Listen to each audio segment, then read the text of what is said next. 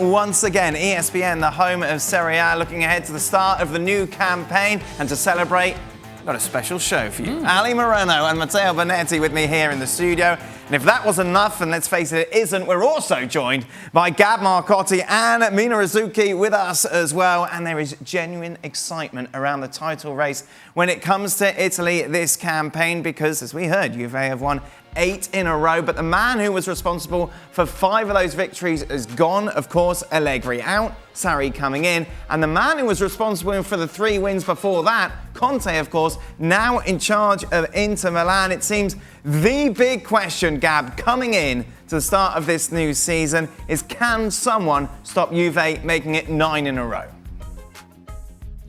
Well, you know what, Dan? I've picked against Juve most of the past, most of those 8 years, and I've been wrong. But at the risk of being wrong again, I think so. I think so, yes. And I think part of it has to do with Inter getting stronger, although maybe they're not quite where they want to be or where they should be.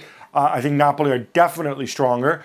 But most of all, Juve will be stronger in the long run, possibly, but in the short term, so many unanswered questions, from how Sarri's going to handle Cristiano Ronaldo to who plays center forward. Of course, the window's still open. Could be changes there. To how De Ligt fits in versus the veterans.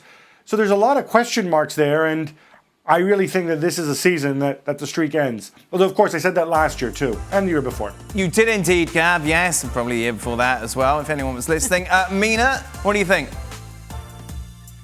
I'll be honest, I do think that Juventus have the best squad. I'm not entirely sure that they have the best manager. Antonio Conte is a pragmatist, and I think pragmatists work in Serie A, as we've seen with Allegri obviously doing so well as well.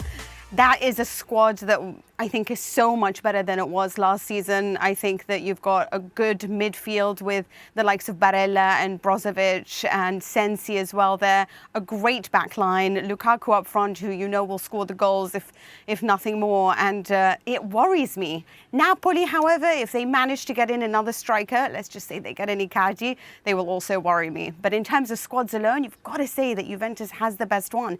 But is it too much depth for Sarri to handle? Is this not just a bunch of Italian fans getting excited, trying to sell this product when really we know Juve are going to run away with it again? I think Juve are going to win the Scudetto. I think it's going to be a lot closer than it was in years past, where you've had the Scudetto decided in December, in January. That's no longer going to be the case. And I think they make good points about Inter, that Antonio Conte, a pragmatist, maybe the best defense in the league as well with that back three. And really a team that you could see winning games 1-0, not conceding. And maybe not the team that's going to lead in terms of goals scored, but that back line with Skriniar, De Vrij, and Godin in Conte's system, which is tried and proven in the league, I think is going to be the quote-unquote anti-Juve. And Napoli have gotten a little bit stronger as well. And there are plenty of question marks around Maurizio Sarri. Apparently behind the scenes at Chelsea, he wasn't the most liked man by all, and I can't imagine a world in where Cristiano Ronaldo is managed by Maurizio Sarri. It's still bizarre. Sarri smokes cigarettes near the touchline. Can you imagine Cristiano smelling some of those fumes while he's working on his perfect physique? Come on. From a perfect physique to Ali. Yes, that is quite a transition there. I'll also tell you, didn't you just pick Juventus? I said that they're still going to be the favorites, yes. Okay, and then you went on to tell me about smoking cigarettes being the difference between Cristiano Ronaldo and Maurizio Sarri not getting along. Come on now. Look, this is, it's almost as if we're hoping, it's wishful thinking that this is going to be close. And I suppose that you can point at the fact that all these things that we've talked about on Sarri and the transition and new players and so on and so forth. But the difference between Juventus and everybody else over the last few seasons, specifically let's go back to last year, it's not just a couple of games and a couple of things that went wrong for somebody and went right for Juventus. No. I think we can all agree that Juventus, even by their standards, had in terms of performances, somewhat of a poor year last season. And yet, they won the league by 11 points. It was done a month ahead of time. So, if there's actually a bounce back by Juventus, you'd mean to tell me that everybody else is going to catch up?